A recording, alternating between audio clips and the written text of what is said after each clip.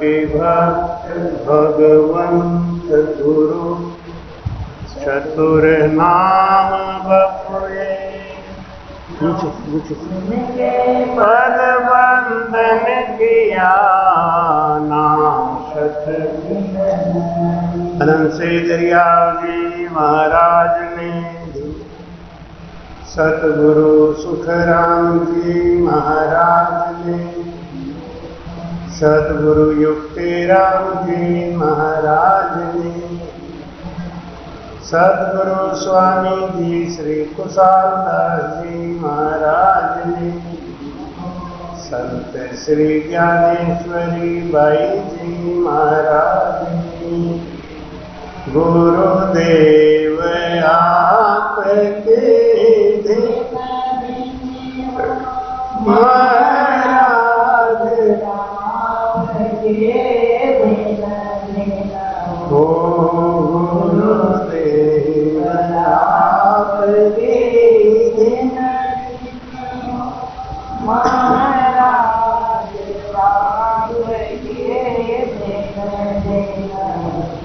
मैं जन्म जन्म का भक्त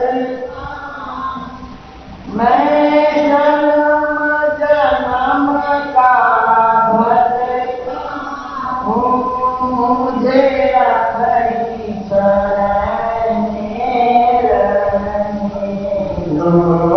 मुझे अपनी शरण रहने आपके दिन दिन हो महाराज आपके दिन हो महाराज आपके वैद गुरु इन रोग का इंद्रियां का गुरु हो मन का गुरु तो ज्ञान है प्राणों का गुरु राज जो संसार में हम जब आए तो हमको गुरु ही गुरु मिले। पहला गुरु पिता, दूसरा गुरु माता, तीसरा गुरु दाई, चौथा गुरु पंडित, पांचवा गुरु नाई, छठवां गुरु तो कान फूकने वाला जो माला जपावे, व्रत बतावे, जप बतावे, हवन बतावे, ये छठा गुरु। ये 6 गुरु शरीर का उद्धार कर,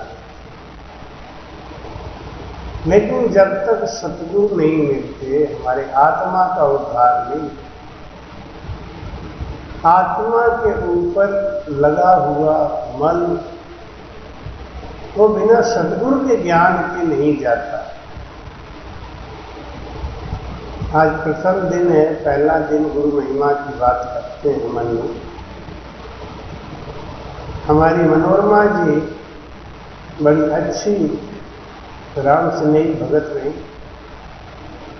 उन्होंने खुद भी अपने को परमात्मा के ज्ञान से जोड़ा और अपने परिवार को भी जोड़ दिया, रिश्तेदार को भी जोड़ दिया। यहाँ तक कि जाने के बाद आज भी उनके नाम से अन्नदान हो रहा है। यही जीव के सद्गति का प्रमाण मिलता है। यही प्रमाण होता है कि जाने के बाद में भी, जैसे कोई मर जाता है और वो जब उसको बांध के ले जाते हैं तो पीछे से लोग कहते हैं कि राम नाम सत्य है, राम नाम सत्य है। ये कौन बुलवा रहा है? वो जो लेट के जा रहा है। वो इतना पराक्रमी है कि जाने के बाद में भी जो उनके साथ जा रहे हैं वो राम नाम सत्य है, ये बोल रहे हैं। अनायास नहीं बोल रहे हैं, वो बुलवा रहा है। यही उसकी अच्छी है। तो हमारे कहते जब तक सतगुरु नहीं मिलते, सातवां गुरु नहीं मिलते, हमारे जीव का कल्याण नहीं। सतगुरु कौन है? कि साहेब बिन माने नहीं और ना काहू सूबे, सो सतगुरु सुख राम कहें पहुँचा त्रिगुटीश। सतगुरु सो सुख राम कहें सांच झूठ दे छाट, उल्टा हुए गढ़ पर चढ़े सांस सूरत दिस सांट। बोलो रहा, ये है परीक्षा सदगुरु की। सदगुरु सो सुखराम के साथ झूठ दे छाट। वो किसी की निंदा नहीं करता, निर्णय करता है। निर्णय क्या करता है कि ये शरीर झूठा है, इस शरीर के सुख के लिए जितने साधन हम जुटाते हैं वो सब झूठे हैं। सत्य तो वो आत्मा है और सत्य आत्मा के लिए किया गया कार्य। आत्मा को अन्न नहीं चाहिए, आत्मा को सत्संग चाहिए। अन्न चाहिए शरीर को, शरीर के अंदर आत्मा है। गुरु मिलते हैं तो हमें शरीर के पोषण की बात बताते हैं। वैद्य गुरु जिन रोग का, वैद्य मिलते हैं वो भी गुरु है, लेकिन वो क्या ठीक करते हैं? तो शरीर का रोग ठीक करते। अब वैद्य जी से कहो कि हमें मंत्र बताओ, कि हमें परम धाम भेज दो, वो नहीं करते, उनके बस की बात नहीं।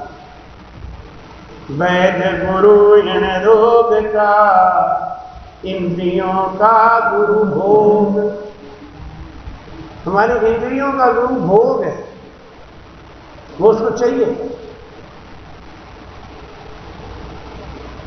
आंख का भोग है देखना, वो चाहिए उसको।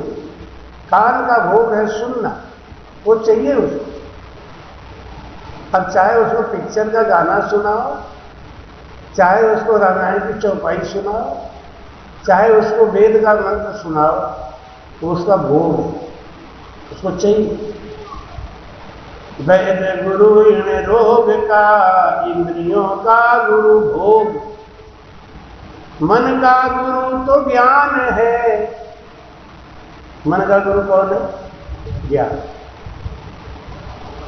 जैसे आपको भूरा चावल खाने का मन हो रहा है घी डाल के, तो ये तो नुकसान करेगा, लेकिन ज्ञान से जब सोचेंगे तो भाई थोड़ा खा लो। अज्ञान से सोचेंगे पूरा थाली भर। मन का गुरु कौन है? ज्ञान। ज्ञान होगा तो मन को समझा देगा, ज्ञानी होगा तो मन को समझा, अज्ञानी होगा तो हाँ नहीं, हाँ खटवाई माता जी कह रही एक ही चम्मच भूरा आने, संजय कह रहे आधा आने, ये अज्ञानता है। ज्ञान तो यही कि एक चम्मच में काम चल सकता है, तो एक ही चम्मच नहीं। मन का गुरु ज्ञान है। एक आदमी जा रहा था, वो चलते चलते एक हलवाई के दुकान से रसगुल्ला ऐसे पड़ा हुआ था, उठाया मुंह में डाल दिया। हलवाई ने एक चाटा मारा, उसका रसगुल्ला निकल के बाहर गिर गया मुंह से। तो दोस्त बोला क्या पागल है यार, ये क्या फायदा मिल गया तुझको, एक झाटा भी खा लिया बिना बात के। उन्हें तू समझता नहीं, एक झापड़ में 16 रुपए का फायदा हुआ है। 16 रुपए का एक रसगुल्ला मिलता है ना, स्वाद तो पूरा ले लिया हमने, झापड़ खा लिया तो क्या फर्क पड़ता है, 16 रुपए का फायदा तो है। अब ये ज्ञान है। ऐसे संसार में मन का गुरु तो ज्ञान है और प्राण का गुरु राजयोग। प्राणों का जो गुरु, आत्मा का जो गुरु है ना, कौन है? वो राजयोग की भक्ति। एक है नवधा भक्ति, कर्मयोग की भक्ति है। एक है भक्ति योग। वो कैसे आता है? कर्म करते करते करते आता है, करते करते हमारे अंदर भक्ति आ जाए। झूठ मूठ का, यूं ही आप सत्संग करो, यूं ही संत के संग लगे रहो, धीरे धीरे भक्ति आ जाए। चोर के संग रहोगे, धीरे धीरे चोर बन जाओ, सिखाने की जरूरत नहीं है। वकील के संग रहोगे, धीरे धीरे झूठ बोलना, फंसाना, तिकड़म लगाना सीख जाओगे अपने आप। साधु संत के संग रहोगे, धीरे धीरे संगत करना सीख जाओगे, धीरे धीरे। जिसके संग रहोगे वो गुण आपके अंदर धीरे धीरे आएगा। इसलिए महाराज कहते हैं कि संतन के संग लाग रे तेरी अच्छी बनेगी, संतन के संग लाग रे तेरी अच्छी बनेगी, तेरी बिगड़ी बनेगी, अच्छी बनेगी, तेरी बिगड़ी बनेगी, संतन के संग लाग रे तेरी अच्छी बनेगी, साधुन के संग लाग रे तेरी अच्छी बनेगी, ध्रुव की बनी प्रहलाद की बन गई, ध्रुव की बनी प्रहलाद की बन गई, हरि सुमिरन सुन लाग रे तेरी अच्छी बनेगी, हरि सुमिरन सुन लाग रे तेरी अच्छी बनेगी, संतन के संग लाग रे तेरी अच्छी बनेगी, हंसा की गति हंसा जागे, हंसा की गति हंसा जागे, क्या जानेगा काग रे तेरी अच्छी बनेगी, क्या जानेगा काग रे तेरी अच्छी बनेगी, संतन के संग लाग रे तेरी अच्छी बनेगी, संतों की सेवा सतगुरु जी की महिमा, संतों की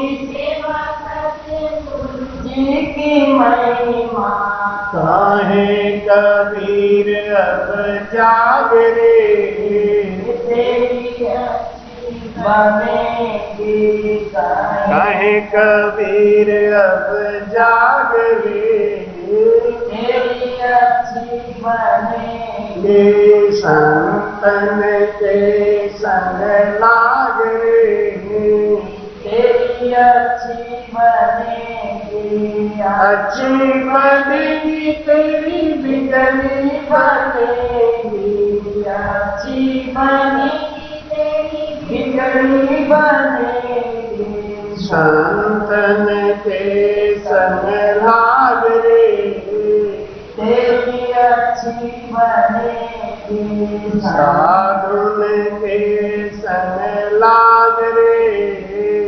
तेरी अच्छी बनेगी। बोलो राम। कर्मयोग से भक्ति योग बनता है, भक्ति योग से ज्ञान योग बनता है, ज्ञान योग से राजयोग। प्राणों का गुरु राजयोग, कर्मयोग, भक्ति योग, ज्ञान योग, ये शरीर का उद्धार करते। शरीर को सुख देते हैं। एसी लग जाए, गाड़ी आ जाए, करोड़ों रुपया बैंक में जमा हो जाए, जो इच्छा हो वो पूरी हो जाए, आदमी समझता है कि अब उससे बड़ा धनवान कोई नहीं, धनभागी कोई नहीं। महाराज कहते हैं ये मंदभागी के पास ही होता है। हाजी मस्तान मार दिया गया था उस समय, कितनी दौलत थी उसके पास बंबई में, अंगूठा टेक था, अपना नाम लिखना नहीं जानता। अब बताइए, इसके लिए ज्ञान की आवश्यकता नहीं है। शुद्ध धारा और लक्ष्मी पापियों के घर हो, संत समागम हरि कथा तुलसी दुर्लभ। धनभागी कौन है? जिसके घर में संत जाते हैं, जिनके घर सत्संग होता है, और जिसके बहाने से होता है वो धनभागी है। हमारी मनोरमा भाभी जी कितनी धनभागी हैं कि उनके बहाने से मेरा भी आना हो रहा है। मेरा कार्यक्रम सूरत का था, जाना चाहिए था, उनके पिताजी का शरीर शांत हो गया है, तो वो लोग हमारे बहुत ही नजदीकी और बहुत खास हैं, उनको बहुत ही ज्यादा चाहते हैं। लेकिन उनके पिताजी के जाने के बाद धीरे धीरे 1 महीना होने जा रहा है और मैं नहीं पहुंच पा रहा हूँ। उनको एक ही बात बोलता हूँ, नहीं, और 26 मई से पहले तो मैं बिल्कुल खाली नहीं रहूँगा, क्योंकि वहाँ भावनात्मक संबंध बहुत ज़्यादा है। मनोरमा जी हमारे गुरु बहन रहे, हमारे संग रहे, हमारे परिवार जैसी है। हमारे परिवार की शादी ब्याह में हमारे घर तक गए, बनारस तक गए। तो कई चीजें, कई रिश्ते दूर से देख के बनाए भी जाते हैं, संभाले जाते हैं। मनोरमा जी धनभागी है, जिनके कारण से साल में, अभी हम सो के उठे तो ऐसा लग रहा था जैसे कि कल की बात है, फिर यहीं सो रहे थे, यही है। तो हमें 1 साल बीत गया क्या? 1 साल बीत गया, 1 साल के बाद आए हैं, समझ में नहीं है। कहते हैं ना, खुशी के दिन जाते देर नहीं लगती। तो भाई कहते हैं सतगुरु मिले तो वो सारी चीजें अनायास ही उपलब्ध हो जाती हैं, जो बड़े बड़े भाग्यशालियों को नहीं होती। तो भाई कहते हैं त्रिवेणी नावे सदा 8 पहर रे ध्यान, सो सतगुरु सुख राम के अणवे पूर्ण ज्ञान। बोलो रहा, कौन है सतगुरु? जिसका भजन त्रिभुटी पे 8 पहर 64 घड़ी लगा। पिया पियाला प्रेम का और तू पावे, पिया पियाला प्रेम का और तू पावे, सो साधु संसार में करता सम कहानी, सो साधु संसार में कर कहानी, ऊट परोड़े प्रेम सुन, 8 पहर 64 घड़ी हरि नाई बिसारे, 8 पहर 64 घड़ी हरि नाई बिसारे, सो साधु सुख राम कहे बहुता हंस तारे, सो साधु सुख राम कहे बहुता हंस तारे, उठ परोड़े प्रेम सु पूरन पद लावे के माता पिता सोरी बलावे धिनवा के माता पिता सोरी बलावे उठ परोड़े। संसार में वो धनभागी है जिसको सतगुरु मिले और जो दिन रात उस परमात्मा के ध्यान में गर्क है, उसको दिन रात याद है कि एक दिन ये संसार छोड़ के, ये धनमाल छोड़ के जाना पड़ेगा। इसलिए वो परमात्मा के ध्यान में दिन रात गर्क, वो खुद तरेगा और दूसरों को तारेगा। त्रिवेणी नहावे सदा, जिसका भजन हर समय त्रिकुटी पे लगा हुआ है, जिसका भजन सुखमना में हो रहा है, वो साधु तरेगा और तारेगा। जो त्रिवेणी का स्थान जानता ही नहीं, जो सांसों सांस भजन जानता ही नहीं, वो साधु चाहे कितना भी जगत में महान हो, ना वो खुद तरेगा ना दूसरे को तारेगा। वो खुद तरेगा तारेगा जो त्रिभुटी में भजन कर रहा है, जिसको निज नाम की जागृति हो। तो महाराज कहते हैं राम राम राम राम। आशा तृष्णा कल्पना कर कर माता नास, सो सतगुरु सुख राम कहे छाड़ियो पूरब बास। बोलो राम। भजन करते करते जिसका मन शांत हो गया उसको कहते हैं संत। लव झाव में जिसका मन लगा हुआ है वो संत नहीं। संत खाली भेष नहीं होता, बाल बढ़ा लिया, अंग में भभूति रमा ली, गेरुआ वस्त्र पहन लिया, कमंडल ले लिया, इसको संत रहते। ये तो बनावटी चीज। जैसे कोई नाटक में राजा का पाठ कर रहा है तो उसको सोने जैसा कृत्रिम मुकुट लगा दिया जाता है और नकली तलवार बांध दिया जाता है, बड़े बढ़िया मखमल के वस्त्र पहना दिए जाते हैं, लेकिन क्या वो सचमुच में राजा है क्या? स्वांग रचाए हुए। दरियाव जी महाराज कहते हैं कि इष्टि स्वांगी बहु मिले, ईर्षि मिले अनंत, दरिया कोई ना मिला, राम रता कोई संत। इष्टि स्वांगी बहु मिले, ईर्षि मिले अनंत।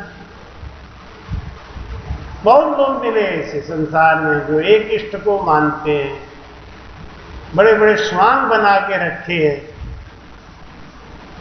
और दिन रात वो कीर्तन करना, ये करना, वो करना, कुछ न कुछ काम में लगे रहते हैं। महाराज जी कहते हैं तो हमको बहुत मिले। ऐसा कोई नहीं मिला जिसका मन, जिसका चित्त सो रहा है तो भी, चल रहा है तो भी, बैठा है तो भी, जिसका मन हर समय उस परमात्मा में लगा हुआ है, ऐसा साधु मिलेगा वो तारेगा। बाकी सबके संग तो हमारा नुकसान ही है, फायदा कुछ है नहीं। आशा तृष्णा कल्पना कर कर मां का नाश। ऐसा भजन करो जिसके भजन करने से हमारे मन में संतोष आ जाए, शील आ जाए, सत्य आ जाए। राम कृपा नासहि सब रोगा, जो यही भात बने संयोग। राम जी की कृपा होती है ना, राम कृपा नासहि सब रोगा। आज हमको धन मिला है, सुंदर तन मिला है, तो सबसे बड़ा रोग पुनरपि जननम पुनरपि मरणम का वो छुड़ा लो, ये काम कर लो। राम कृपा नासहि सब रोगा। जन्मना मरना ही खत्म हो गया तो रोग किसको लगेगा? पाप और पुण्य धरे के धरे रह जाएंगे। हम पाप और पुण्य की वजह से जन्म नहीं लेते कि बहुत पुण्य किया इसलिए जन्म लेंगे या नहीं लेंगे, या बहुत पाप किया इसलिए जन्म लेंगे या नहीं लेंगे। पाप और पुण्य कोई कारण ही नहीं। जन्म लेने का कारण है मन की वासना। और जन्मत मरत तुसह दुख होई, अगर जन्म लेंगे तो दुख झेलना ही पड़े। तन धर सुखिया कोई नहीं देखा, जहां देखा तहां दुखिया। महाराज कहते हैं ये 5 तत्व का शरीर लेके जो भी इस मृत्यु लोक में आया, कोई सुखी नहीं। कोई तन से सुखी है, कोई धन से सुखी है, कोई जन से दुखी है, कोई मन से दुखी है, सब दुखी है। भगवान राम सुखी थे, तन में आए तो क्या सुख। भगवान राम जैसा दुखी प्राणी तो संसार में कोई ना हो तो ही ठीक है, नहीं। 14 साल की अवस्था में जंगल में भेज दिए गए। 15 साल की अवस्था में शादी हुई थी, 27 साल की अवस्था में जंगल में भेज दिए गए। सवेरे राजपाट मिलना था और सवेरे जंगल में भेज दिए। कितना बड़ा दुर्भाग्य। हाथ में आया हुआ कहते हैं सामने की थाली छीन ली। और जंगल में भी कितना बड़ा दुख मिला। 12 साल के बाद जंगल में 12 साल बिताए, माता सीता का हरण हो। बाकी वाद विवाद की बात नहीं कर रहे कि वो हुआ कि नहीं हुआ। आजकल इससे बड़ा विवाद हो रहा है, सीता का हरण नहीं हुआ। 14 साल का वनवास था, 12 साल तो उन्होंने चित्रकूट में ही काटा। जहां पिछले साल हम लोगों ने कथा करी थी चित्रकूट में, आप लोगों में से कोई पहुंचा नहीं। बहुत अच्छा कथा हुआ। 12 साल खाली चित्रकूट में रहे भगवान, और जब चित्रकूट छोड़ा तो आफत ही आफत आई। कहने का भाव ये है कि तन धर सुखिया कोई नहीं देखा। भगवान कृष्ण कौन सुखी रहे? पैदा हुए तो जेल में और मरे तो जंगल में। पैदा हुए तो कोई ताली बजाने वाला नहीं। ऐसा भागा कोई लड़का पैदा होता है क्या? कुछ नहीं है, कोई थाली नहीं बज रहा है, बैंड नहीं बज रहा है, कुछ नहीं बज रहा है, तो ताली तो बजा ही देते हैं ना। लेकिन भगवान कृष्ण पैदा हुए तो ताली भी नहीं बजी। और मरने के बाद किसी की बेटी नहीं तो कोई पड़ोसन कोई न कोई तो रो ही देता है थोड़ा बहुत। लेकिन जब जंगल में अकेले मरे तो कोई रोने वाला होता। इसलिए महाराज कहते हैं कि किसको भाग्यशाली कहोगे, किसको दुर्भाग्यशाली कहोगे। दरिया इस संसार में सुखी एक है संत, पिए सदा रस प्रेम का राम नाम निज का। दरिया इस संसार में सुखी एक है संत, आशा तृष्णा कल्पना करे कर्मा का नाश। जिसने आशा छोड़ दिया, संतों ऐसी भगति निराशा, संतों जो तुम चाहो मुक्ति पदार्थ, जो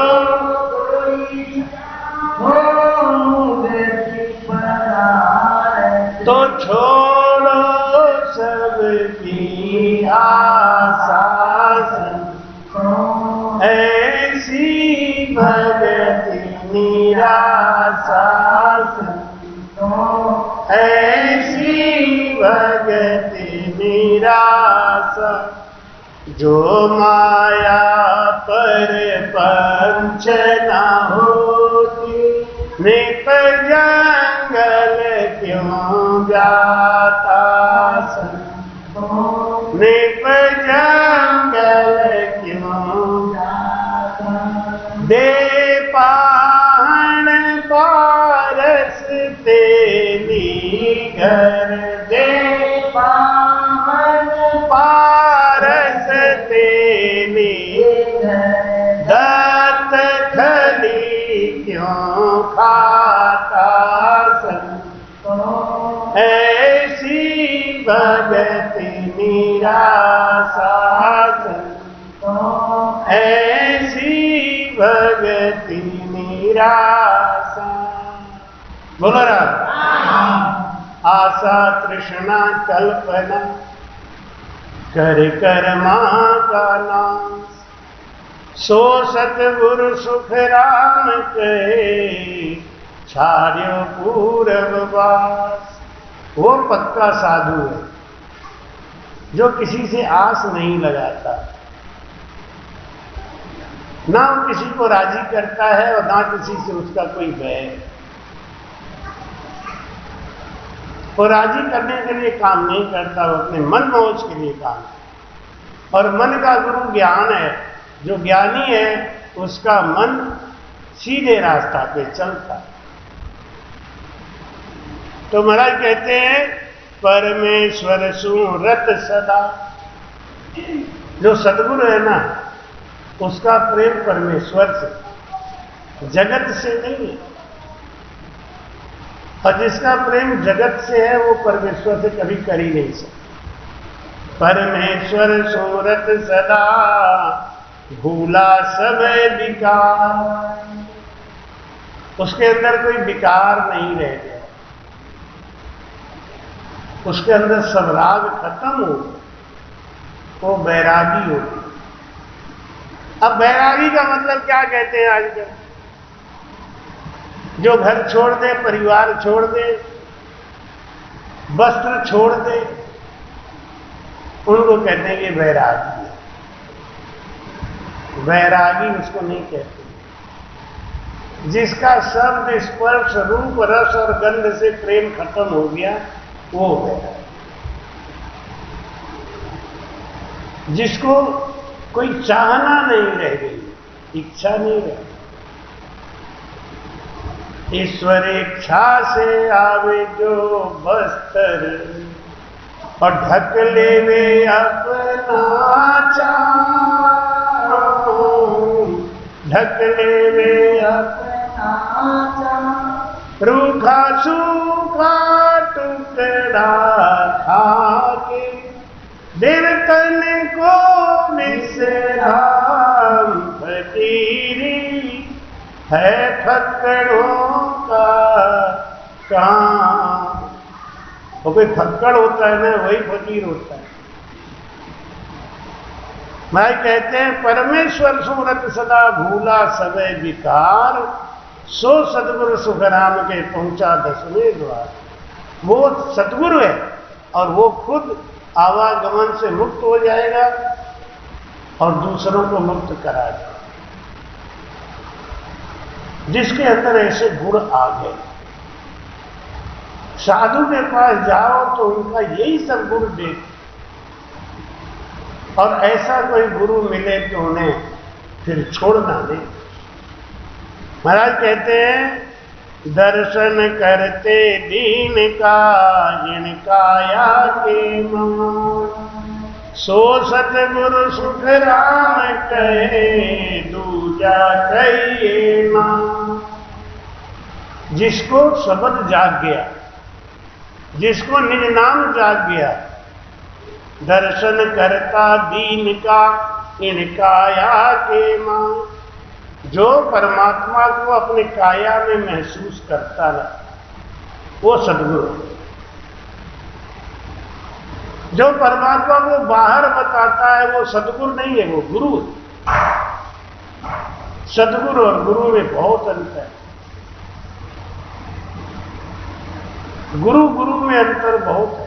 तो महाराज कहते हैं कि दर्शन करता दीन का काया के खुद वो अपने अंदर अनुभव करता है और दूसरों को भेद बता के अनुभव करा देता है, वो सद्गुरु। इसके अलावा दूसरा कोई सद्गुरु जो पूजा बतावे, पाठ बतावे, जप करावे, तप करावे, व्रत करावे, हवन करावे, यज्ञ करावे, वो गुरु है, सद्गुरु। सद्गुरु कौन है? जो उस परमात्मा को अपने अंदर बताता। इसलिए महाराज कहते हैं कि सतगुरु जी को कर लो वकील, मुकदमा भारी है। गुरु जी को कर लो वकील, मुकदमा भारी है। भारी है रे, भारी है, भारी है रो भारी है। सतगुरु जी को कर लो वकील, मुकदमा भारी है। सतगुरु जी को कर लो वकील, मुकदमा भारी है। दो नैना बिछ हुई रे लड़ाई, दो नैना बिछ हुई रे लड़ाई।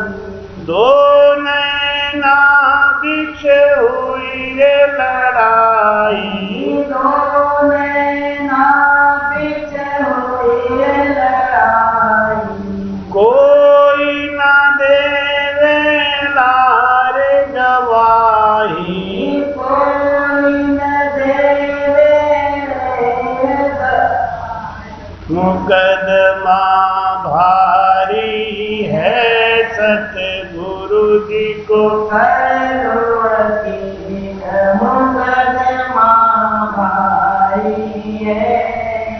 भाई रे बंधु कुटुंब कबीला, भाई बंधु कुटुंब कबीला। कोई न देवे लारे गवाही, कोई न देवे गवाही। मुकदमा भारी है। सतगुरु जी को कर लो वकील, मुकदमा भारी है। नुगरा की संगत ना करना, मुगरा की संगत ना करना। सुगरा की संगत बल करना, मुगरा की संगत बल करना। बढ़ेगा मान तुम्हारी, मुकदमा भारी है। सतगुरु जी को कर लो वकील, मुकदमा भारी है। भाई मीरा के प्रभु गिरधर नागर, भाई मीरा प्रभु गिरधर, नागर। भाई मीरा के प्रभु गिरधर, नागर। भाई मीरा के गिरधर नागर। हरि के चरणा चित नित धरना, हरि के चरणा में चित धरना। मुकदमा भारी है। सतगुरु जी को कर लो वकील, मुकदमा भारी है। सतगुरु की मुकदमा भारी। ये जीव जब जाता है यमराज के दरबार में तो वहाँ इस जीव का निर्णय किया जाता है। तो वहाँ पे वकील की जरूरत जो पड़ती है वो हमारे सदगुरु महाराज, वो गवाही देते हैं कि नहीं ये हमारा शिष्य है, हमने इनको ज्ञान दिया था, हमने इनको ज्ञान देके इनके पापों से मुक्त कराया था। एक बार क्या हुआ था, मोतीलाल नेहरू अपने जमाने के बहुत बड़े वकील माने जाते, तो कोई हत्या का केस था, वो मुकदमा मोतीलाल नेहरू ने अपने हाथ में ले लिया। हत्यारे ने कहा देखो मैंने हत्या तो की है, और जिसकी हत्या की है उसकी पत्नी ही साक्षात गवाह है, और अगर प्रत्यक्षदर्शी गवाह है तो मुकदमा तो हारना ही पड़ेगा। प्रत्यक्षदर्शी गवाह बड़ा माने रखता है, वो भी उसकी पत्नी ने देखा, तो वो कोई पैसा वैसा के लालच में टूटेगी भी नहीं। मोतीलाल नेहरू ने कहा कोई बात नहीं है, हम तुम्हें फांसी से छुड़ा दें, तुम्हारी सजा माफ करा दें, लेकिन हमको 1 लाख रुपया चाहिए ठेका। उन्होंने कहा अगर मुकदमा बच गया, मैं फांसी से बच गया, तो आपको दे दूंगा 1 लाख रुपया। अब केस चलने लगा, तो जो उस तरफ का विपक्षी वकील था वो सवाल पे सवाल दागे, और जब जज बोले मोतीलाल नेहरू से कि आप भी कुछ पूछिए, तो बोले हमें कुछ नहीं पूछना। अब जो उसका क्लाइंट था वो परेशान, अरे आप कोई बहस ही नहीं कर रहे हो, आप बहस करोगे तभी तो बचाओगे। मोतीलाल बोले तू चिंता मत कर, फांसी से बचा लो, तेरा केस छुड़ा दो। बोले अरे क्या ऐसे पागल हो तुम? क्या मैं पागल हूँ या नहीं हूँ? तू 1 लाख रुपए का इंतजाम रखना बस, केस पे केस पड़ता जाए, लेकिन मोतीलाल नेहरू कुछ पूछे ही नहीं।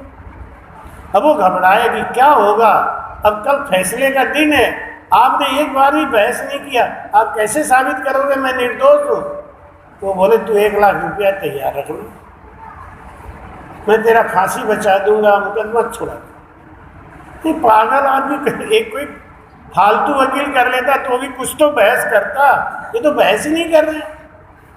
और फैसले का दिन आ गया, जज साहब ने कहा कि कल की तारीख में हम फैसला सुनाएंगे। अब आप कोई बहस ही नहीं कर रहे हो, इसका मतलब है कि विपक्ष का दावा ठीक है और इन्होंने हत्या की है, इसलिए कल फैसला सुना दिया जाएगा।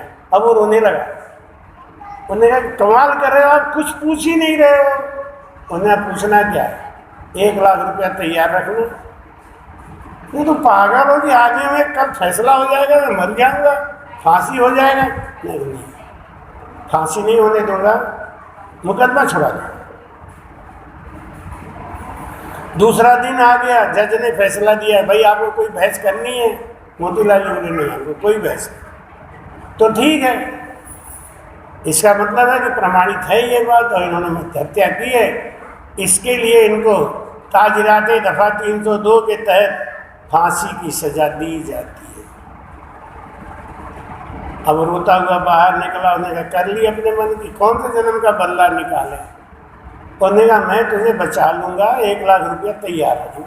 उन्हें हम क्या बचा लोगे, फांसी का आर्डर हो गया बचा लो, तुम्हें क्या मतलब है? मैं तुम्हारा मुकदमा भी साफ करा दूंगा। ऐसा मुकदमा रहा ही कहाँ, साफ तो हो ही गया। ये तो चिंता मत कर, 1 लाख रुपए तैयार रखना।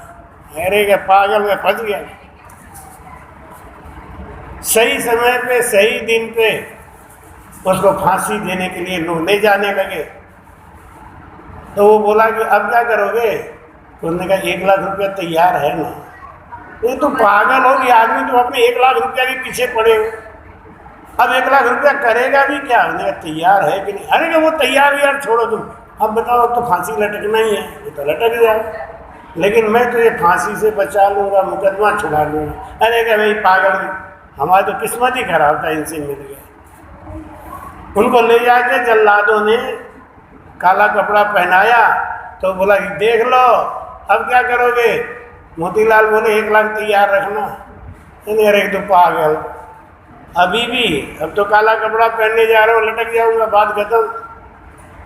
और उनको ऐसे फांसी लटका के लगा के, और जैसे जज ने बोला 1 2 3 2 1 0 लटका दो, खींच दिया, लटक गया। मोतीलाल बोले अब उठा लो, तुरंत उठाओ इसको, तुरंत उसको निकाल दिया गया। बेचारा मरते मरते बचा, हाँ हाँ करने लगा। मोतीलाल बोले चल निकल बाहर। जज बोला ये क्या कर रहे हो आप, कि आपकी आज्ञा पूरी हो गई, आपने कहा फांसी पे लटका दो, लटक गया ये, बस काम खत्म। उसी दिन के बाद कानून बदल दिया गया और एक लाइन जोड़ दिया गया, इसको फांसी पे लटका दिया जाए और तब तक लटका रहने दिया जाए जब तक डॉक्टर ये साबित नहीं करे कि इसका प्राण निकल चुका है। ये लाइन जोड़ना पड़ा। इसके पहले यही खाली यही था, इनको लटका दिया जाए, लटकते ही आदमी मरेगा नहीं, ये तो बिल्कुल पक्की बात है। मोतीलाल ने वो बात पकड़ ली, लटका दिया जाए, लटका दो, लटका दो, हो गया, कानून पूरा हो गया, निकालो, मुकदमा भी साफ। अब दोबारा थोड़ी हत्या का जुर्म साबित होगा। आपने कहा लटका दिया जाए, लटका दिया गया। उसके बाद कानून बदल दिया गया। देखो वकील अगर बढ़िया हो तो ऐसे बचा लेता है। सदगुरु वकील होते हैं, वो बचा देते हैं, कानून बदल देते हैं। जैसे काशी राजा पापी अंश बंस लेर, नरका पड़ियो 1 बरस भक्ति कर, सप्तकुल तारियो, राम राम जी लियो पाप पुण्य कटर, सुख सारण सर्वहि को कारज सुधारि। काशी का राजा बहुत पापी था। जब वो मरा तो नरक में गया, और नरक में गया तो 100 पीढ़ी जो उसकी पितरों की योनियों में पड़ी हुई थी वो भी नरक में डाल दी गई। प्रेत योनि, पितृ योनि, देव योनि, ये सब जीवों के रहने के स्थान हैं। जब तक शरीर नहीं मिलता, शरीर का प्रारब्ध नहीं होता, तब तक जीव या तो प्रेत योनि में भटकता है या पितर योनि में भटकता है।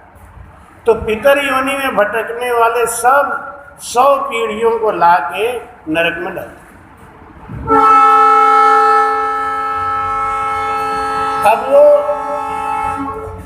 100 पीढ़ी के लोग जो नरक पे डाल दिए गए, वो दुख के मारे त्राईमाम करने लगे। नारद जी उधर से जा रहे थे। नारद जी ने कहा जब पाप किया है तो नरक मिला है तो भुगतो, और क्या चिल्ला रहे त्राईमाम। पितृयोनि में पड़े हुए जीवों ने कहा कि अगर हमने पाप किया होता, हमारे पाप की सजा होती तो ठीक था। हमारे ये वंश में पता नहीं कहाँ से पापी पैदा हो गया, इसके पाप के कारण हम नरक में आए।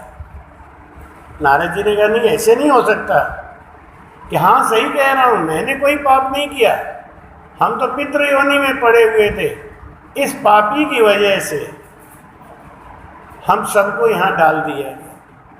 नारद जी ने कहा तो कोई बात नहीं, अगर आपका पाप नहीं है तो हम आपको छुड़ा लेंगे। नारद जी गए धर्मराज के पास और जाके बोले ओ धर्मराई, तू करे अन्यायी, वो धर्मराई तू करे अन्यायी, को कर्म कमाई और को भुगताई। धर्मराज को जाके नारद जी ने लताड़ लगाई। एक बात बता, कर्म तो कमाया एक ने, तूने 100 पीढ़ी को सजा क्यों दी? यमराज बोले कि देखो ये तो आप लोगों का बनाया हुआ नियम है, आपने ही कहा था, आप लोगों ने बनाया नियम। क्या? अगर किसी वंश में एक भगत पैदा हो जाए ना तो 100 पीढ़ी तार देता है। जब एक भगत 100 पीढ़ी तारता है तो एक पापी 100 पीढ़ी डुबोता भी है। नारद जी ने कहा नहीं भाई ऐसा मत करो, वो बेचारे अच्छे लोग हैं, पितर योनि में पड़े थे, उनको नरकों में नहीं डालना चाहिए आपको। नारद जी ने कहा कि अगर कोई गुंजाइश बनती है तो मेरी बात मान लो और उस पापी को एक मौका दे दो, मैं उसको भगत बनाऊंगा। कि नहीं अब तो कोई मौका नहीं। नारद जी ने कहा अच्छा उसका हमें आरबल ला के दिखाओ, उसका हमें खाता दिखाओ। खाता देखा नारद जी ने तो उसमें उसका 12 महीने की सांसा कम थी। पहले बुला लिया। अच्छा वकीलों पॉइंट पकड़ लेता है। नारद जी ने कहा देखो धर्मराज ये देखो ये क्या लिखा है, लिखिया में कमती नहीं मासा, ये क्यों घट गया 12 मासा। जो लिख के आ जाता है श्वास, उसमें एक श्वास भी कम नहीं ले सकता आदमी।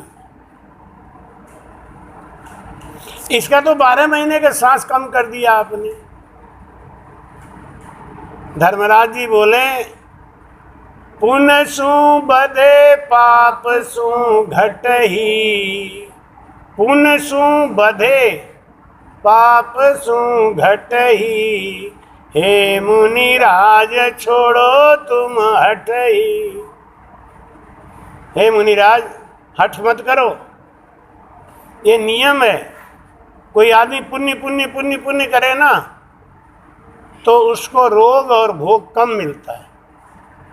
आप हर समय नया नया प्रोग्राम बनाते रहो, हमको ये भंडारा करना है, हमको ये सत्संग करना है, तो आपको छूट मिलती जाएगी।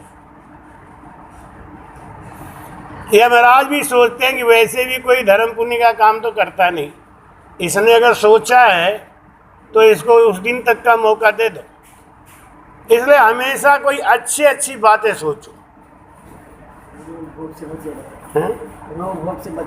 हाँ, रोग और भोग से बचना है तो हर समय शुभ संकल्प लेते रहो।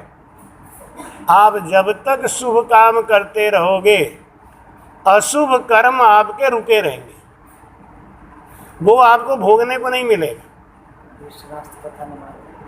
और हो सकता है धीरे धीरे धीरे वो समय आ जाए जब गाड़ी पार हो जाए, कोई इतना बड़ा पुण्य हो जाए कि आपको पाप भुगतने का मौका ही नहीं मिला। ये बलि को ऐसा ही मौका मिला, पुण्य करते करते।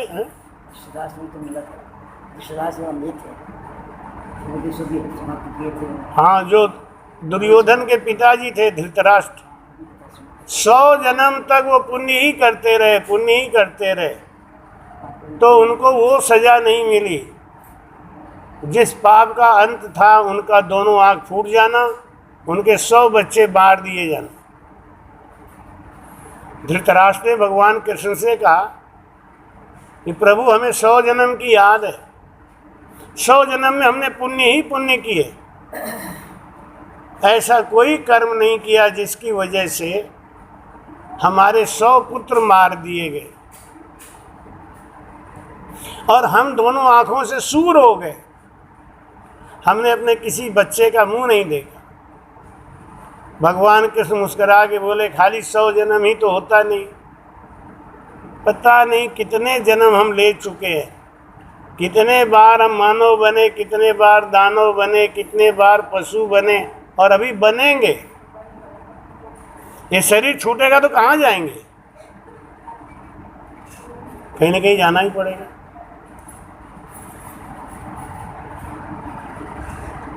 भगवान ने कहा एक जन्म में आप राजा थे, आपके राज्य में अकाल पड़ गया। सारे तालाब नदी सूख गए, यहां तक कि मानसरोवर झील भी सूख गई।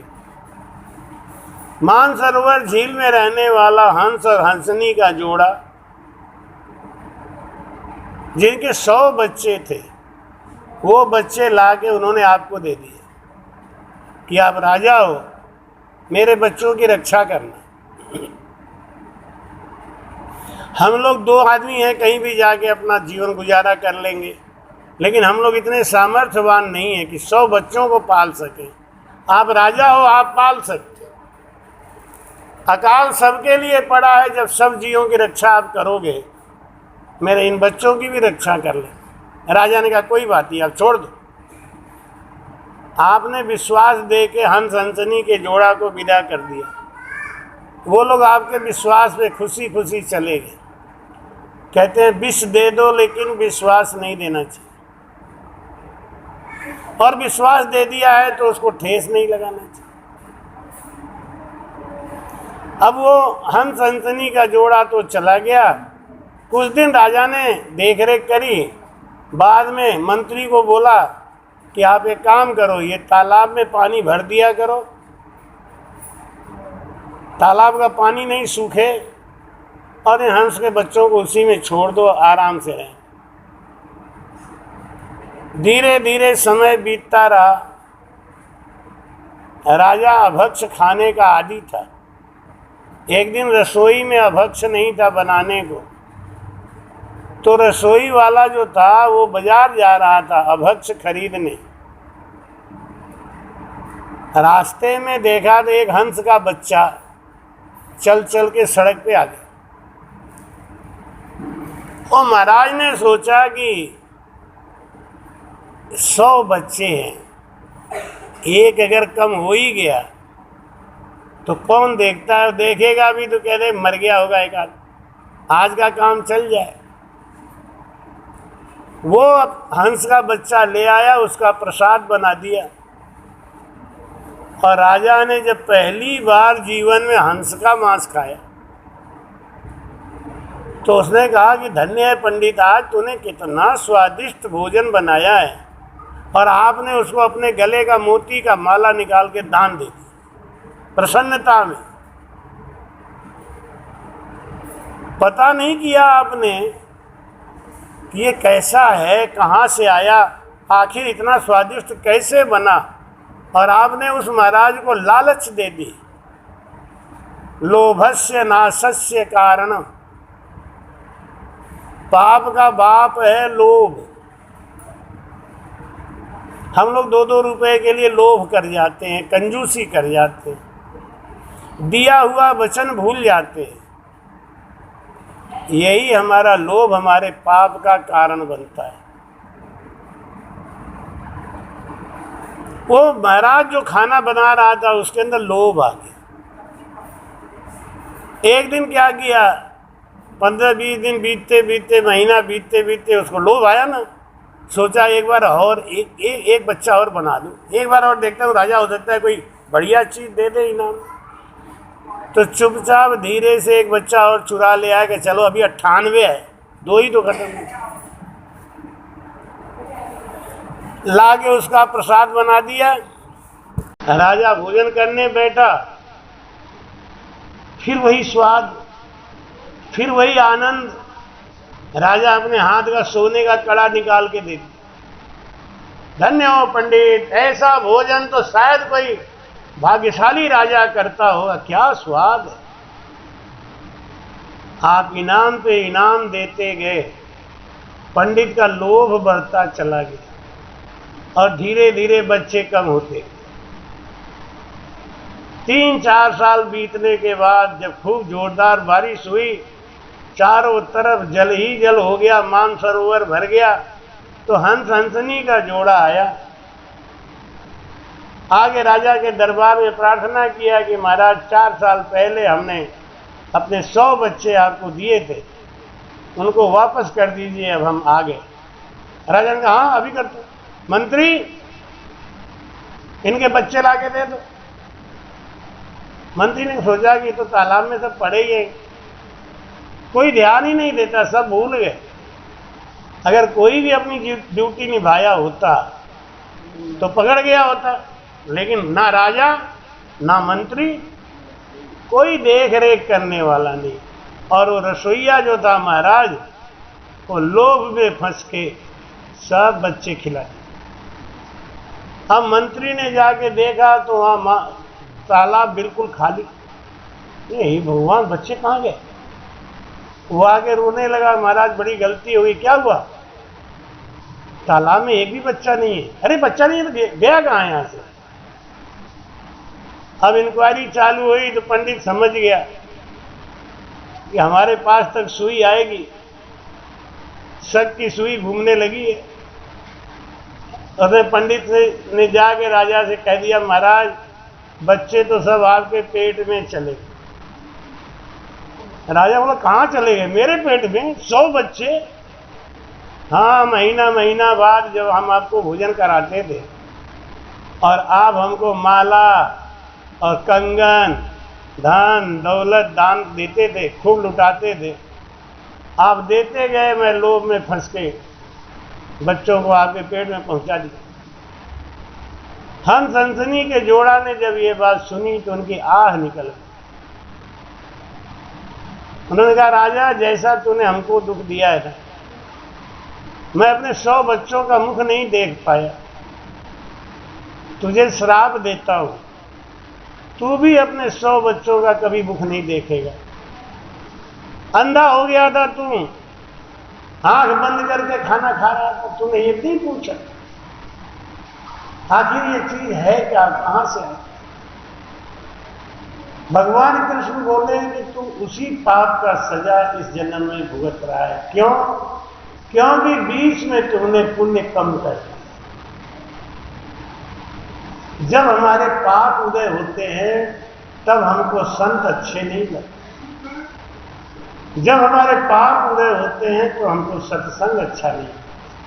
और जब आपको संत से और सत्संग से मन भर जाए, कहते हैं ऊब जाए, आप समझ लो आपके जीवन में पाप का प्रवेश हो चुका। और पाप की वजह से अब संत अच्छे नहीं, पाप की वजह से सत्संग अच्छा नहीं लगता। कहने के लिए लोग कहते क्या सत्संग करें, क्या सत्संग में जाएं, ऐसे है वैसे, यही तो पाप कहलवा रहा है। बिनु सत्संग विवेक न होई, राम कृपा बिनु सुलभ सोई। राम सिया राम सिया राम जय जय राम। राम राम सिया राम सिया राम जय जय राम। बोलो राम। राम। ये सत्संग जीवन में जिसके नहीं है उसके जीवन में दुख और कष्ट। हनुमान जी कहते हैं भगवान राम से कि हे प्रभु, कहे हनुमंत विपति प्रभु सोई,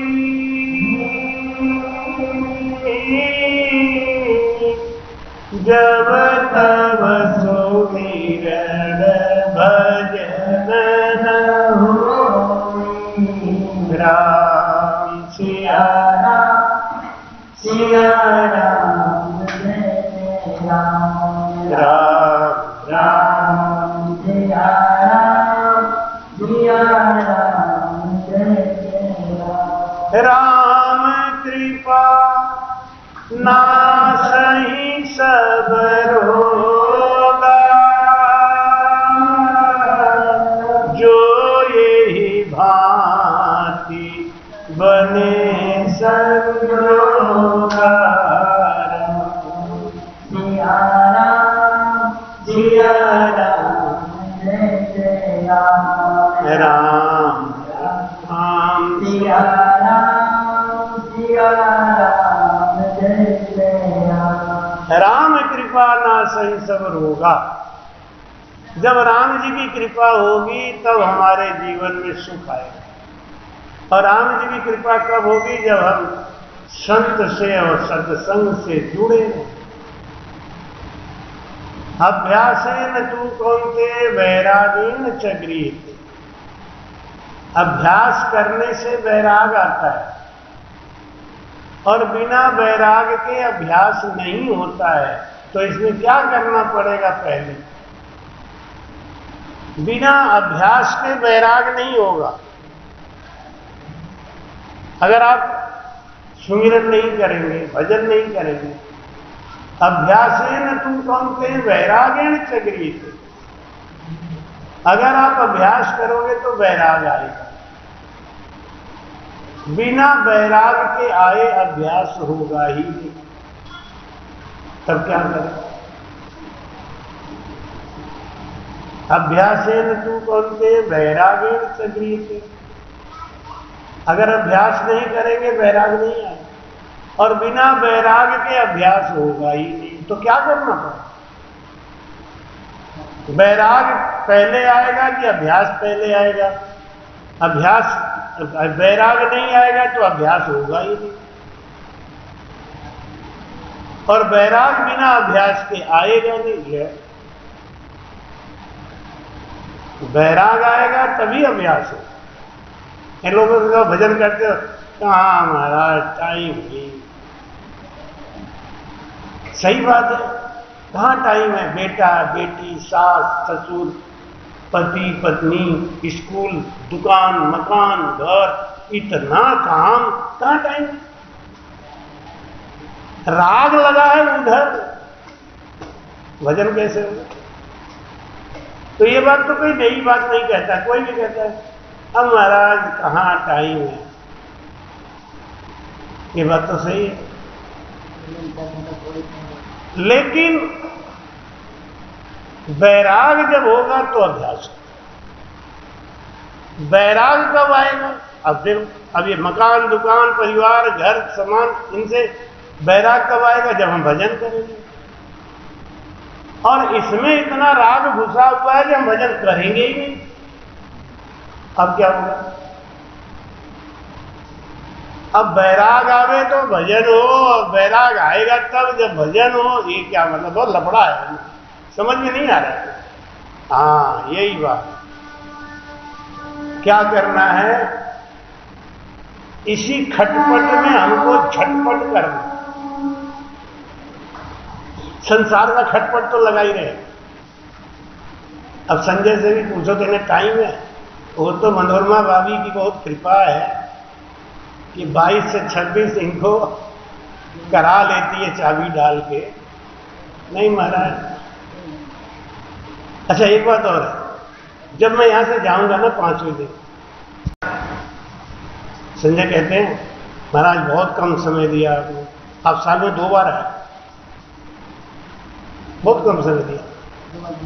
और जब 2 महीना बीता, अरे नाम मत लेना बाबा, नाम बवाल है बिना बात के, ये समझा करो तुम। क्यों? वो बैराग खत्म, मसानिया बैराग। लेकिन 5 दिन की संगत में इतना असर हो जाता है। 5वें दिन जाते जाते तो ये रोने भी लगते, आंखों में आंसू भी आता है, विदाई करते हैं। तो ये हर बार होता है। अभी 5 दिन की संगत राजूपुर में करके आ रहे हैं, रामगंगा के पास बरेली।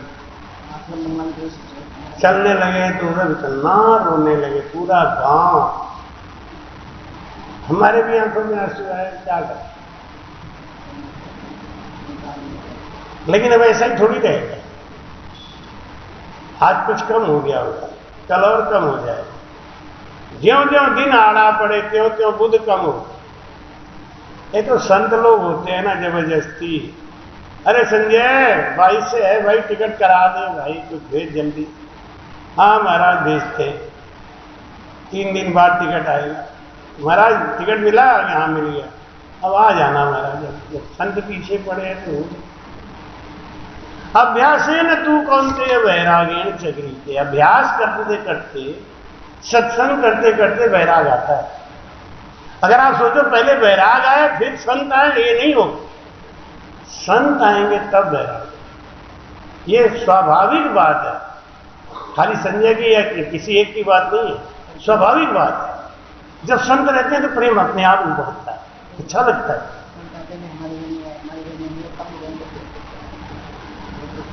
लेकिन जब संत मिलेंगे नहीं बहुत दिनों तक ना, तो दोस्त संजय का नहीं है, दोस्त तो हमारा है?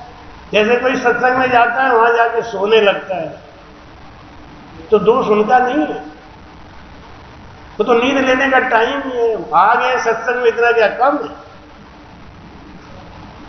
दोस्त तो पड़ोसी का है, वो पड़ोसी ध्यान में सुन रहा है, उनको सोने दे रहा है। इसीलिए बीच बीच में हम राम बुलाते हैं, बोलो राम।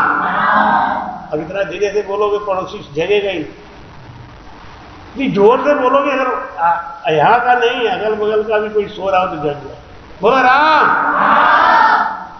आज पहला दिन, धीरे धीरे। तो महाराज कहते हैं कि वे जन जग को तारसी, जाके अनघ परवाना हाथ, से सतगुरु सुख राम कहे, सब बाता की बात। बोलो राम। संत मिले और सत्संग मिले तो जीव नहीं जगे, ऐसा हो नहीं सकता।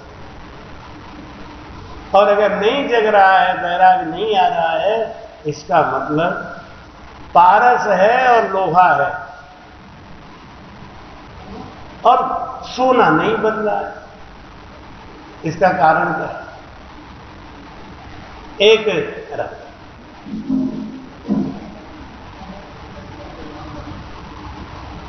एक बार एक सेठ ने अपने एक नौकर को कहा कि बेटा जाके देख, घर में जो लोहे की अलमारी है ना, उस लोहे के अलमारी में एक लोहे की डिब्बी रखी है, उस लोहे के डिब्बी में एक पारस रखा है, जरा ले आ। उन्हें कहा कि हमारा मालिक भी ना आधा बेवकूफ।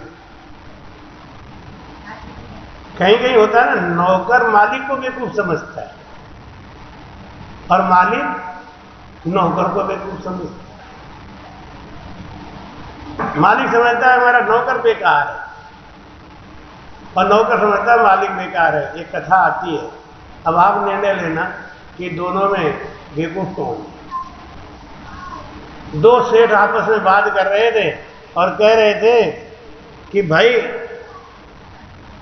मेरे नौकर से ज्यादा बेवकूफ दुनिया में कोई है नहीं। तो दूसरा बोला कि अरे मैं तो झेल रहा हूं, मेरे नौकर से ज्यादा दुनिया में कोई बेवकूफ है नहीं। कहने का कि चलो अच्छा आज परीक्षा लेते हैं कि इसका नौकर ज्यादा बेवकूफ है। तो एक शेठ ने बुलाया अपने नौकर को, इधर आ रहे, 50 रुपया का नोट ले ले जेब में से, जाके 2 टीवी ले आ, 2 टीवी ले। 50 रुपए का नोट ले ले, 2 टीवी ले आ।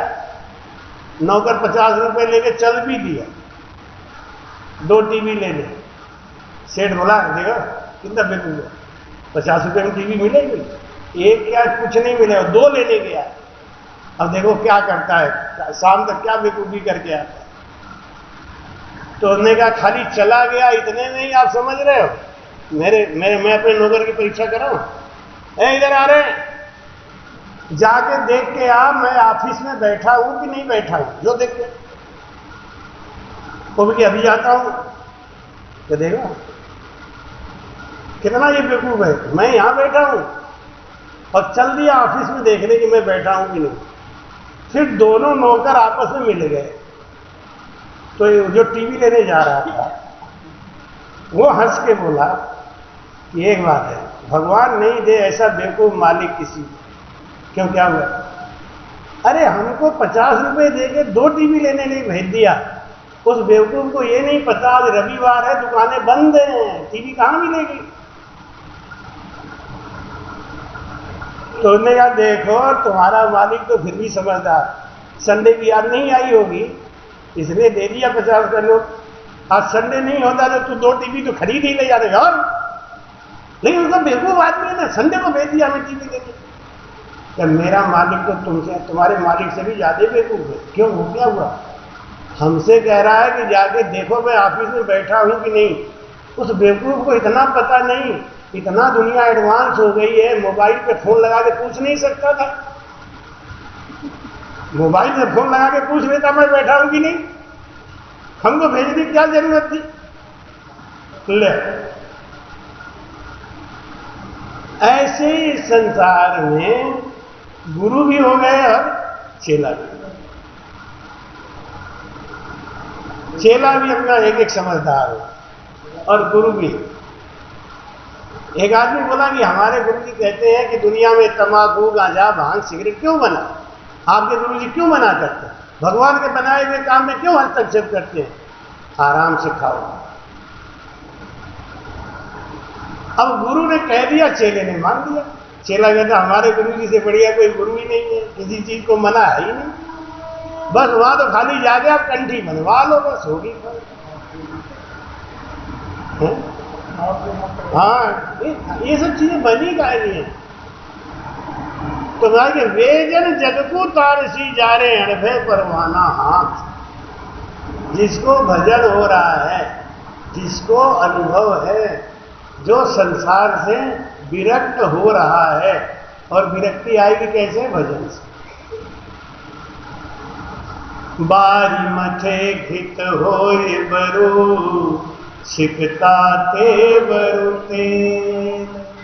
बिनु हरि भजन न भवति रे, ये सिद्धांत अबे।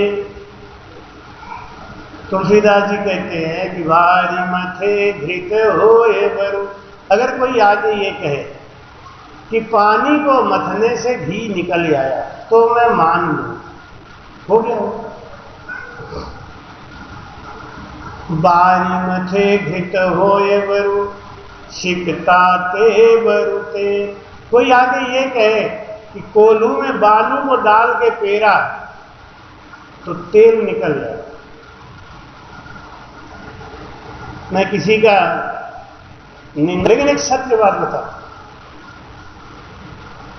कम से कम 25 लोग हमसे मिले, 25 से ज्यादा, जो अपने संप्रदाय की तारीफ करते करते यहां तक बोलते हैं कि हमारे गुरु जी एक बार भंडारा कर रहे थे, भंडारा में घी घट गया तो गंगा नदी से पानी ला के घी निकाल दी, पूरी निकाल दी सब। और ये एक घटना नहीं हुई, सबके गुरु जी के साथ हुई। तो हमने कहा सबके पूरी घट जाते, घी घट जाता है सब में? अरे एक आध के संग हुआ होगा तो हो सकता है, मान लेता हूं। नहीं, सब अपने अपने गुरु की महिमा करते करते इतनी बढ़ा देते हैं कि सबके भंडारा में घी घट जाता है, सबके भंडारा में तेल की जगह वो पानी ही जाता है। अभी मैं बरुआ नदी में नहा रहा था, रामेश्वर गया हुआ था, तो हाँ नदी एक है बरुआ नदी, बहुत पुरानी नदी है, गंगा के आने से पहले। मैं वहां नहा रहा था तो वहां पे भी एक आदमी ऐसे ही कह रहा था कि एक बार हमारे गुरुजी भंडारा कर रहे थे, पानी घी घट गया तो यहीं वरना नदी में से पानी मंगवाया गुरुजी ने और पानी से पूरी निकाल दी। हम अपना कान बंद कर दिए, ये भगवान, ये 25-30 हो गया। जहां जाता हूं वही घी घट जाता है, जहां जाता हूं वही पानी से ही घी बनता है। ये क्या है? एक आदमी रात को जगा, साधु बाबा रात को जगे, उनके झोपड़ी के सामने देखा तो लोग मसाल लेके खड़े, बाबा जी उड़ो, बाबा जी उड़ो, बाबा जी उड़ो। बाबा जी बाहर आए, बेटा क्या बात है? कि बाबा जी आपके चेले बताते हैं कि आप रात को 12 बजे उड़ते हो, आकाश में बैठ के प्रवचन करते हो। उन्हें बेटा ना तो मैं उड़ता हूँ ना मैं प्रवचन करता हूँ, ये हमारे चेले हैं ना, यही उड़ाते हैं, ये जबरदस्ती के यूं ही उड़ाते रहते। तो महाराज कहते हैं वे जन जग को तारसी। संसार को कौन तारेगा? जारा अणभे, जिसके पास अनुभव है, जिन्होंने खुद भजन किया हुआ है, जो भजन करते हैं और कराते हैं, वो एक दिन पार होगा। पिया पियाला प्रेम का और को पावे, सो साधु संसार में करता सम कहावे। महाराज जी कहते हैं राम राम राम राम। जाको हर दुओ दियो सोजन तारे जीव, वाबिन हर सिमरण करो परथन मिल सी पीव। बोलो राम। जिसको अनुभव हो चुका है, जो भजन करते करते उस तत्व को पा गया है, वही दूसरे को वो तत्व दे सकता है। जिसके पास वो चीज है ही नहीं, वो कहां से दे।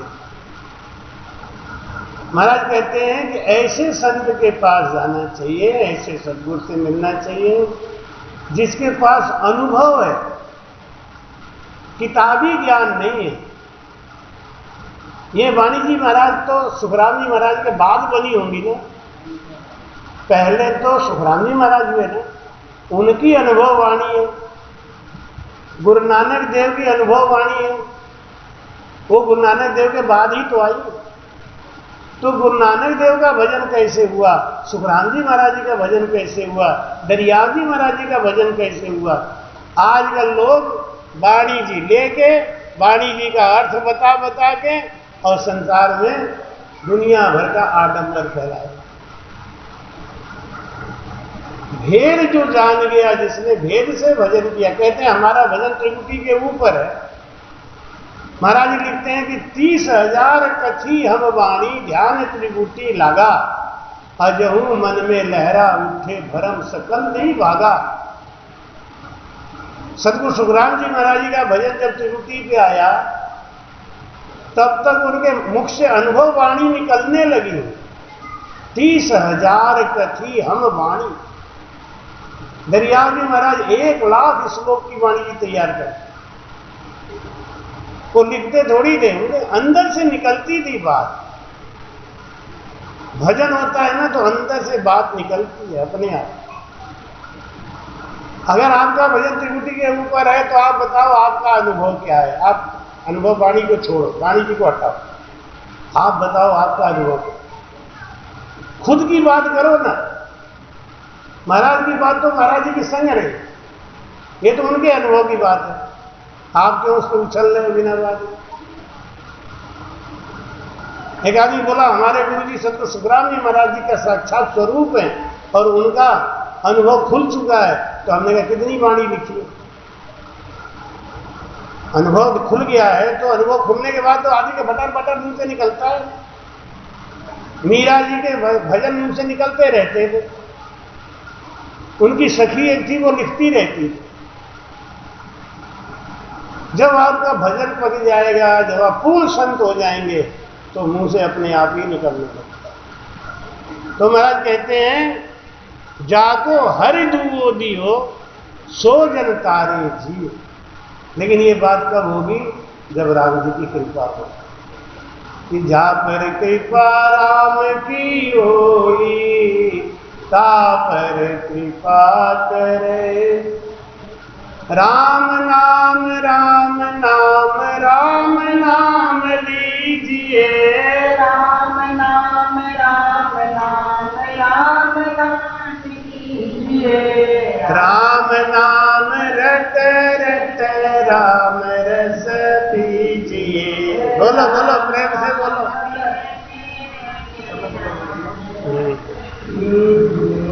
राम नाम मेरे गुरु जी बताया। राम नाम मेरे गुरु जी बताया। राम नाम मेरे हृदय में समाया। राम नाम मेरे हृदय में समाया। राम नाम राम नाम राम नाम लीजिए। राम नाम राम नाम राम नाम लीजिए। राम नाम रट रट राम रस पीजिए। राम नाम रस पीजिए। राम नाम रटो मेरे भाई। राम नाम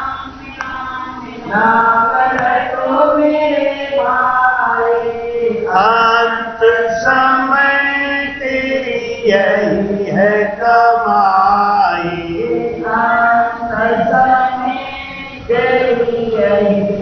कमाई राम नाम राम नाम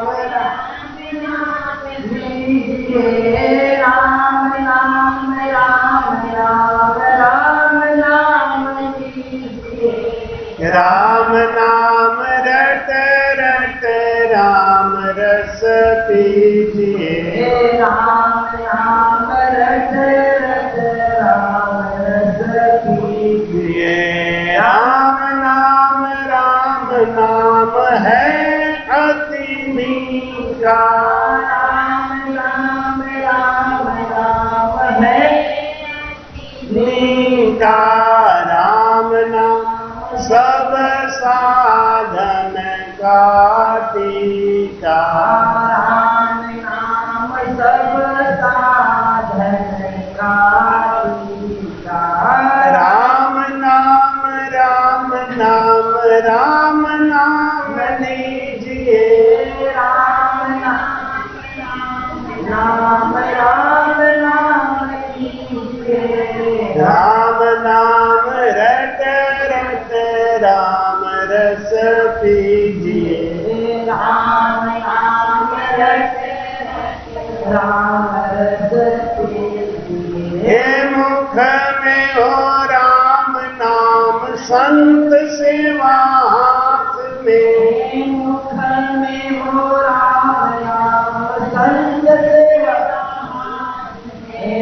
तू अकेला नहीं रे बंदा राम तेरे साथ में। तू अकेला नहीं बंदा राम तेरे साथ में। राम नाम लीजिए। राम लीजिए। राम नाम रट रट राम रस। राम नाम रट रट राम रस।